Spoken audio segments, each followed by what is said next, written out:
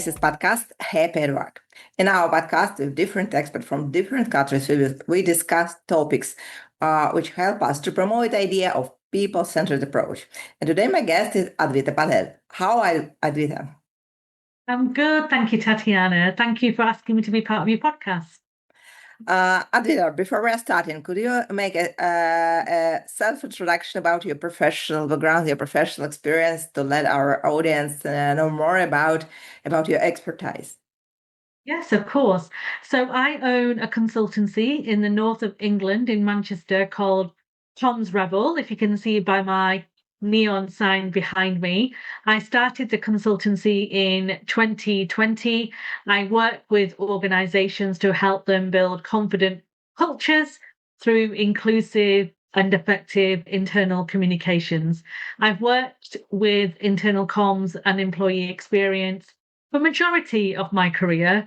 It's my 20th year actually working in internal communication, and I've worked in a range of different industries from transport to education to healthcare and nuclear as well. I've always worked in mid to large scale organizations, predominantly, like I said, in internal communications. My consultancy, as I shared, focuses on confidence, how to build confidence through inclusive internal communications. And in 2023, I wrote my first book, Building a Culture of Inclusivity, with my co-author, Priya Bates. And then in May, in a few weeks' time, my second book, called Decoding Confidence, The 7 Habits of Confident Leaders, is due to be published. Really great. I hope today we could discuss the previous book and the new book also, some tips based on these two books. Advita, my first question for you is, what is a confident organization? How could you, a confident culture, how could you define it? Great question, Tatiana. So from my perspective, I spent many years supporting organizations to help them communicate more effectively so people can do their jobs well and also be their best selves. A confident culture allows people to be who they need to be their best selves. And that's through different communication tactics, strategies, behaviors. And often when we're working in a fast-paced organization with lots of change, lots of uncertainty, self-doubt can creep in.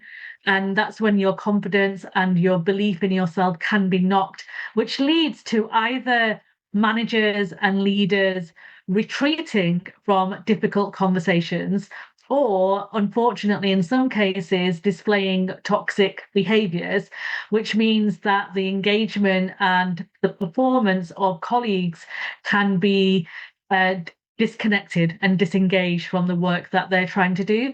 So a confident culture is at the very basic level is creating an environment where, regardless of who you are, what your lived experience is, what your background is, you can confidently deliver what you need to deliver against your objectives and be your best self and help others around you be their best self as well. That's really great. I like what you said. From one side, we could see the toxic organization, from other side, a confident organization. Adela, maybe could you share your experience? How could company or leader understand in which type of organization he or she is working now? For example, maybe some signs of really confident organization, maybe some signs of toxic organization, which help them to understand what is the current situation. So if you to look at the signs and signals of of an organization that doesn't demonstrate confidence, you often can see it creep in through behaviors. So behaviors such as not being able to share your thoughts confidently because you fear of being pushed back or not being heard. That's often a red flag that demonstrates that the culture isn't what you need it to be. Performance is often not where it needs to be as well. And I mean, collectively, I'm not talking about individual cases, but collectively, the performance of teams, of leaders, of departments are not at the level that you need them to be. And that's often a signal or a symptom that the culture isn't right, and the confidence is not there to challenge or to question or to deliver. There's also a red flag in, like I said to you before, Tatiana, the behaviors that you may come across. So the confident culture, and if a leader is very confident in their approach and the executive team are confident in their teams that they have hired to do their work, you often see a lot of innovation. You often see lots of different ideas and creativity, and you also see good results. And these results, as we know, impact the bottom line. So the organization grows, it thrives, it's not led by fear, it's led through collaboration support. And the organizations that do that really well are the ones who you hear about externally. You hear the stories about how well they have done, and colleagues are sharing their thoughts on LinkedIn and other social media profiles. And I will always say to leaders that I work with is that we have to be quite observant in the workplace, especially in a workplace where you may be working in a hybrid role. So you don't get to see everybody on a daily basis. So it's very difficult to recognize symptoms or behaviors that are different if you don't see somebody every day. You also need to be quite mindful about cultural differences. So if you've got a global organization or you work in an organization that has people from different lived experiences, then culturally we can make assumptions about someone's behavior based on our own biases. So we need to be quite mindful about what that looks like and what that means, especially specifically if you do work in a global organization. A lot of leaders, and in fact, a lot of people, not only leaders, make the assumption that to demonstrate confidence in yourself and in others, you have to be more extroverted, very loud, and quite direct and very fast paced. But that isn't the case. That's just a bias that we often have on what confidence looks like. Confidence translates into with trust. It's actually from the Latin word con means with and fidens means trust. Confidence is having trust in yourself and in others that no matter what life throws at you and no matter what happens, you will be able to deal with it. You'll be able to manage it. And I think a lot of organizational leaders don't often have the confidence in some of their teams or some of their colleagues, or struggle to see people who have sustainable confidence do well because it shines a torch on their insecurities. So that's why I talk about toxic traits.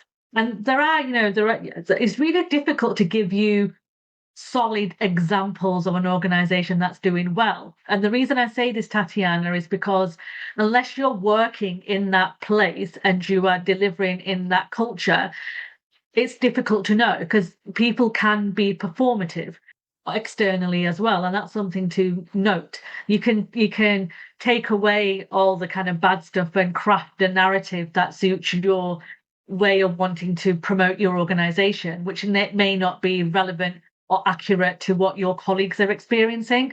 So I'm always a bit reluctant to give solid examples of organizations that are doing this well if I haven't had the opportunity to work with them. But those are the signals and signs that you should look out for in your own organization that demonstrates whether you have got a confident workplace and people can truly be their best selves. I think that's a very important topic. I think trust is one of the roles that we discussed a lot now in different conferences to build trust, to keep this trust from the employees. I want to look on the trust from a perspective of inclusivity. As you said, it's really important to understand which type of biases do you have right now, which could be a challenge for you and for the team to keep the trust, to build a good relationship with others. What could you recommend to the person, to the companies, how to work with these biases to overcome this great barrier on the way to the trust? Yeah, and great question. Biases, everybody has a bias. And that's something I do want to say. Like, no, but if anyone says I'm not biased, that's not true. Everybody has a bias. The challenge we have is that when you're working in a fast-paced environment, when you're working at speed and there's lots of uncertainty and volatile situations, you're making decisions quite quickly and often from your gut. And that's not wrong. We have to rely on our gut sometimes and our lived experience and past experience to make decisions.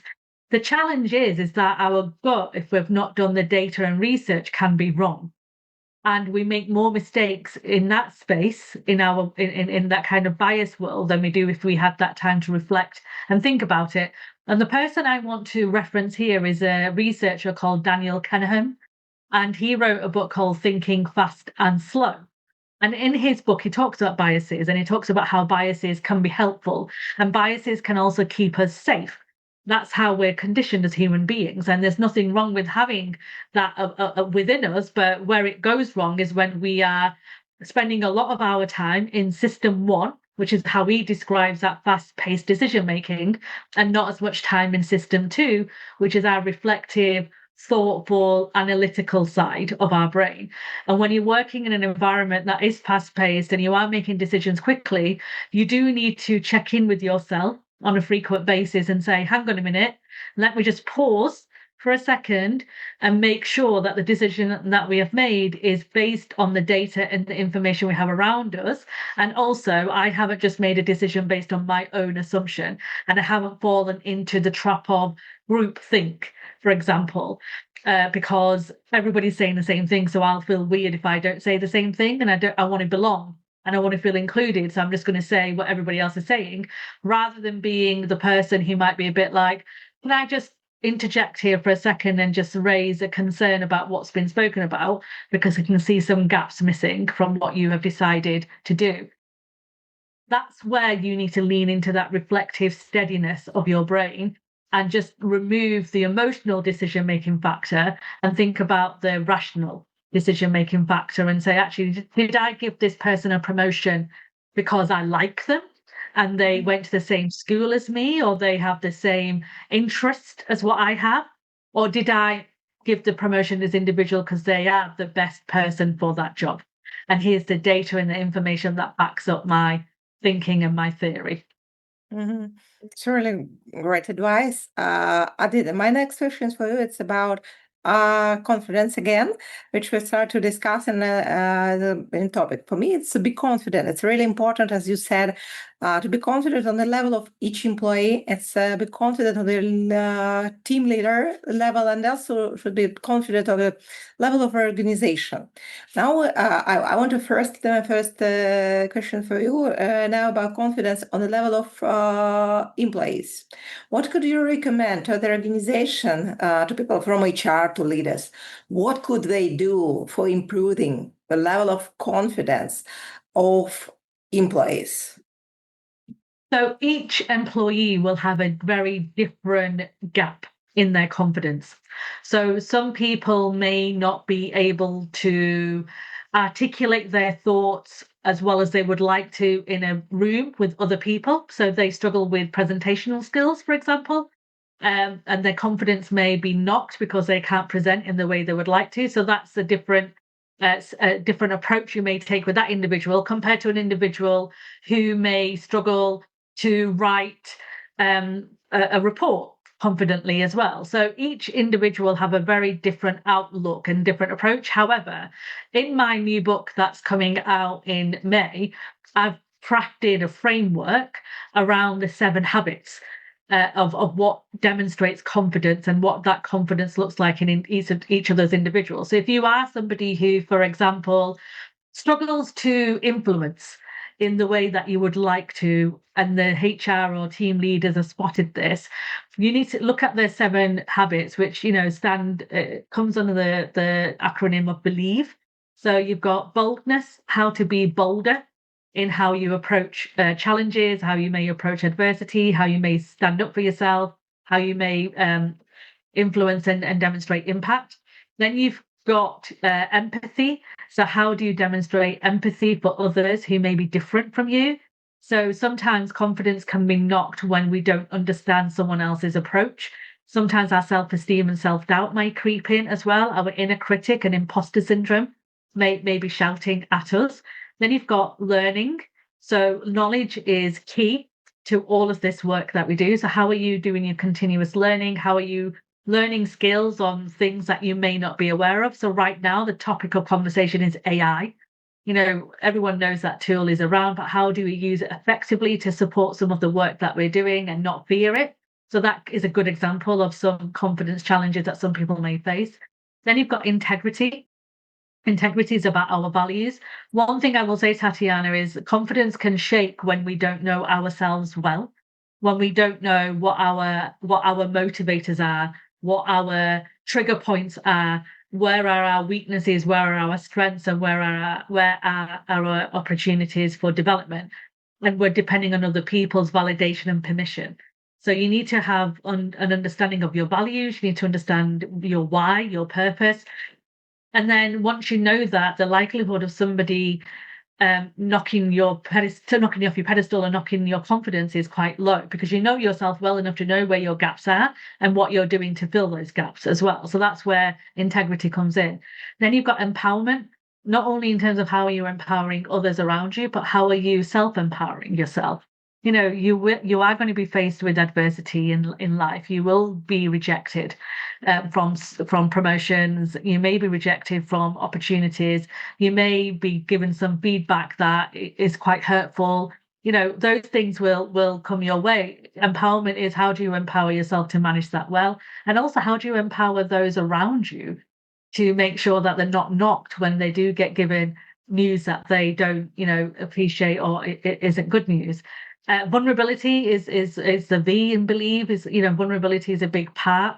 So you've got to be okay with sharing some of the areas that you're not confident with, so people can help and support you. And you also need to understand how vulnerability can help your team trust you. When leaders share that they're not perfect, we seem to have this belief sometimes that leaders have to be perfect and they can never make a mistake. But when leaders actually speak up and say, do you know what? I don't know the answer to this problem, but I would appreciate working together with all of you to come to the solution. Let's work together and understand how we can get through this. Or even, sometimes saying, I need your help to get here. This is why we've hired you, and this is why I want to work with you. And this is why, you're here to help me do this. Elements of vulnerability like that can really help a team thrive and help people understand where you are right now in terms of your psychological safety as well in the workplace. And then the final one, and I would argue the final one is probably one of the most important habits, and that's energy.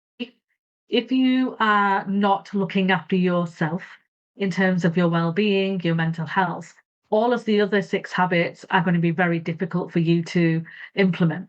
You need to be able to recognize, where is your energy being consumed? So where is your energy being taken? And in some examples, it's people, meetings after meetings, emails after emails, having no boundaries. When you say you're going to finish at 5:00, but you stay on till 8:00, and then you're really tired for the weekend and exhausted, and nothing's kind of filling you with joy. You need to be really mindful of what's consuming that. And then you also need to look at what's giving you energy. And whatever's giving you energy, you need to try and make sure that you're doing more of that, so you can balance the days where your energy is being consumed. Because unfortunately, Tatiana, as you will know, we can't avoid meetings. If you're working in a corporate place, meetings, emails is part of life. It's part of the working culture. But we are responsible for the boundaries we put in place. And we are responsible in how we manage those conversations. So those HR leaders, those line managers who are managing teams or working with people, my biggest tip and advice is to observe individuals and ask those curious questions about where they believe the blockers and barriers are, alongside those 7 habits I've just described to you. It's really great habits. It's really, all of topics are really important for me. And I want to ask you about more about self-awareness, because it's a base for understanding you, and it's a way for understanding, and it's a way for changing something in you. It's about leaders and about employees. When I talk about a first step for self-awareness, awareness your style, awareness your problem, awareness your expectation, awareness what you should work with. What could you recommend organization to leaders? What they could do to the employees for improving the self-awareness from inside, and also how should they work with the results of this? Because also when the level of self-awareness will rise, we also understand that the people, they are really different. They are really to see the huge range of diversity team, because they have different ways of thinking, we have different ways of doing something. So how to improve self-awareness and how to handle the results of this improvement? Yeah. Again, a great question. And there's different methodologies and frameworks and models you can use with self-awareness. The first step in any self-awareness work is, as I said to you before, is that tapping into your vulnerability. Because in order to do this work, you do need to be vulnerable in this space, because you're going to uncover and discover things about yourself that you may have hidden, or you may not be comfortable with, or you may question. And I've done this work for myself when I was going through my own personal journey on confidence and self-esteem. Why did I feel the way I felt in certain situations, and why did I react the way I reacted with certain individuals? And that work does take time, and it does take a bit of, like I said, a self-awareness and self-reflection on all of this. And one of the models that I use to understand how I communicate and how other people communicate with me is a model called DISC. And I'm a certified trainer in DISC, and I invested in this specifically because, to your point, you need to understand that your way isn't the only way. People are not difficult, they are different. And that's something that we need to remember, that just because you prefer to communicate in this way doesn't necessarily mean that's the way for everybody in the team. So having a self-awareness about your own style, and then what you do to adjust and adapt that style to make other people feel included in the conversation, is critical. And so DISC is a model, and it's quite a popular model. It's based on 4 colors: red, yellow, green, and blue. So you may have come across it, and some of the listeners may have come across it. So red is that high energy. Red is direct, determined, often very kind of fast paced in the decision making as well. Yellow folks are often quite creative, again, quite fast but creative, more people focused. Green, if you've got high green energy, you're quite steady and reflective, very helpful, want to support people around you, very people focused again. And then you have the blues, who are more conscientious, analytical, data driven. Each one of those 4 areas that I've just briefly described have their own motivators, like what motivates them, and also have their own fears. So what are their biggest fears? All of us have elements of each one within us, but we have a preference over 1 or 2 of those colors, how we prefer to communicate. When you know that about your team, and you know that about yourself, as I said, you can adjust and adapt your style, not break, as my friend Sarah Black would say, but adjust and adapt and bend, depending on the power dynamics in that. Because if you're a line manager or people manager, you may be expected to do a little bit more adjusting and adapting to make your team members feel more included. That is self-awareness. And self-awareness to know what your preference is and what your team's preference is, and having to put in the tactics around helping other people be their best selves is what will help you. And there's other similar communication preference tools that can help you identify what your preference is and what your team's preference is. But that is something that will really help you really get clarity in recognizing your strengths and where the opportunities to development are as well. And then when you combine that with something like cultural intelligence, that gives you even more deeper information about behavioral values. And, you're based in Brazil, Tatiana, and I'm in UK, in Manchester. How we communicate and our beliefs and our cultural lived experience is going to be very different. There'll be similarities, but there'll also be differences. If we recognize that about each other, we can close the conflict gap between us both, and we can be appreciative and more empathetic to each other's needs. Now, I know, for me, English is my first language, but for other people, that may not be the case. And so me speaking quick and fast and using British terms is not helpful to some of the people that I work with. So I'm very conscious of that. And the same from your perspective, you may have things in Brazil that works really well, but may not translate as well in the UK market. So you adjust and adapt, right, to make sure that people don't feel excluded from the conversations that you're having. And all of us have a responsibility for that. And in order for us to do that well, we need to know our gaps in that, so we can find the solutions and do the training as and when needed to help other people around us succeed as well. Mhm. Advita, my next question is about leaders. I agree absolutely what you tell. I think about self-awareness is important for leaders and for all employees. About leaders, I want to focus on the last habit which you mentioned. It's habit about well-being. It's habit about fulfilling your energy, and also about understanding how you could build your boundaries, which helps you to protect yourself. What recommendation could you give to leaders about understanding where could they get this energy, and also understanding maybe what influencers should have for changing culture, for keeping these boundaries of themselves, their boundaries, and also boundaries of their employees, because the leader also the person from outside who have good pressure, back pressure from the organization. On the other side, also he or she is a source of pressure for the team. So could you tell a little bit more about it, about energy and about boundaries and the culture, which helps you to be to live for more healthy life, for instance, to have more balance and to keep your energy for focusing on your goals? Yeah. First thing I will advise any leader out there is to do a review or an audit of how you are feeling right now. And that's important because I think sometimes we can make the excuse that it's just a really busy period at work. It's just a very busy time at work, which is why I'm running from here to here to here. It will calm down eventually. And that then becomes the narrative that we just say consistently throughout the year. So one of my biggest number one piece of advice, if you're listening to this and you're feeling exhausted and mentally drained, is just pause and do a review about how you're feeling right now and how long that feeling has continued for.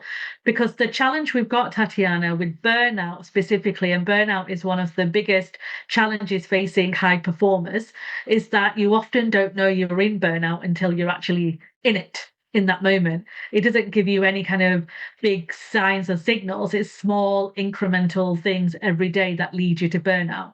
So you need to be, again, talking about self-awareness earlier, you need to be self-aware enough about knowing and understanding changes in your mood, in your body, in your behaviors, in how you think, how you react. All of that will be signals and signs in how you're feeling right now. The second tip or a piece of advice I'll give is, what are the consequences of you not putting boundaries in place?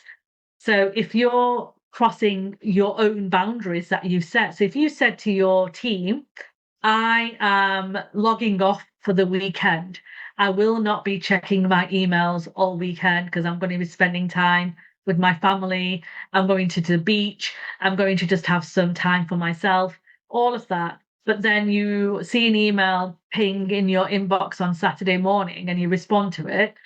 What does that say about your boundaries and the promise that you made to yourself?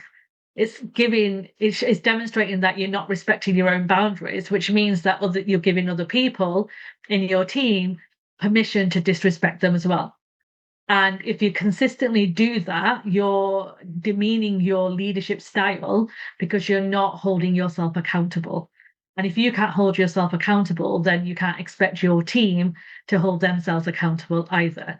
So think about the consequences of you doing that work. In your mind, you just might be like, I want to get it off my list, or it's just a quick response and all of that. But your behaviors have to follow the action, right? So you have to demonstrate the action behind your behavior. Otherwise, you're just saying something that's not true. And it can, again, going back to trust, it can take the trust away. So am I to trust that you say one thing and then do another? Can I trust you? If I can't trust you here, then can I trust you elsewhere? So think about the consequences of that. And then if you're getting pressure from your executives to deliver a demanding workload without resources and support, then you have to step into a difficult but hopefully productive conversation with your execs and explain and demonstrate the impact of the work that you're doing and the quality of the work that may not be returned because they're pushing too much pressure on you. And it's difficult. I'm not saying it's easy, especially if you're in an environment that may not feel as safe, or it may be an environment that doesn't demonstrate confidence. So you have to mask and pretend that everything is okay. But ultimately, going back to that consequence question, if you continue working at that level of pace that they're expecting you to work at, and you're delivering burning out, then the only impact it's going to have is on you and your mental health. And I can guarantee they may send you a bunch of flowers, or wish you well if you go off on illness, but if you're off for a period of time, they will replace you tomorrow. And that's something to really think about, that even if you work for yourself or you work for an organization, no work is worth the risk of your mental health and physical well-being. Because if you're not well, and you're physically not well, and you're mentally not well, not only can you not be there for your team, your leaders, you can't be there for yourself, and you can't be there for your family and friends. So you have to protect that, because the only person that can protect that is you. No one else is going to protect that for you. So you need to take ownership of your own well-being and mental health, and take accountability for your own well-being. And if an organization keeps pushing you, then you have a difficult decision to make on whether or not you can continue to contribute to that scale of unfairness of deliverables, or are you able to have that conversation with your execs and explain to them the pressure that you're feeling and the resources that you might need to support some of the deliverables they're putting your way within the time frame that you have around you. Mhm. Advita, thanks a lot for everything what they discussed today. In the end, I have a few questions for all my guests to summarizing our conversation, because it was full of insights, at least for me. So I want to ask you, what 3 main tips could you give to all leaders of HR leaders, the organization? What should they do? 3 main steps for building a more confident organization and more confident culture. So the first step is self-awareness. You have to be aware of what's going on around you. So this means you need to step back and reflect and think. You need to look at the signals and the signs that I shared earlier, and look at what people are not telling you. Who are the people? What are the people not telling you, and who are the people who are not speaking up? That will give you plenty of clues about what's going on in that culture. The second step is taking accountability. Accountability for yourself and accountability for your team, and making sure that you've got the right processes, systems, support in place, because you can't build a confident culture independently alone. You need your peers, you need your team, and you need people to work with you so everybody can be their best self in that. And then the third thing I would advise people to do is don't be frightened to challenge something that isn't going well, that's not helping people be their best. It's something that a lot of people struggle with, because they don't want to be seen as the difficult one. They don't want to be see the one that's making trouble or causing trouble. But again, go back to the consequence of you not speaking up or challenging in a productive way and respectfully. What would be the results of you not speaking up and challenging? And then what would be the results if you did? Because if you spoke up, then the likelihood is that you're supporting others to do the same, and you can share and support each other much better than you feeling like you're the lone voice and you really shouldn't say anything. Because in my experience, if one person is feeling that, then there are others guaranteed in the organization who may be feeling that things are not going quite well. But we just need someone to be bold in that moment and speak up and say, what do we need to do in this situation? This is podcast Happy at Work. My name is Tatiana Koval. Stay connected.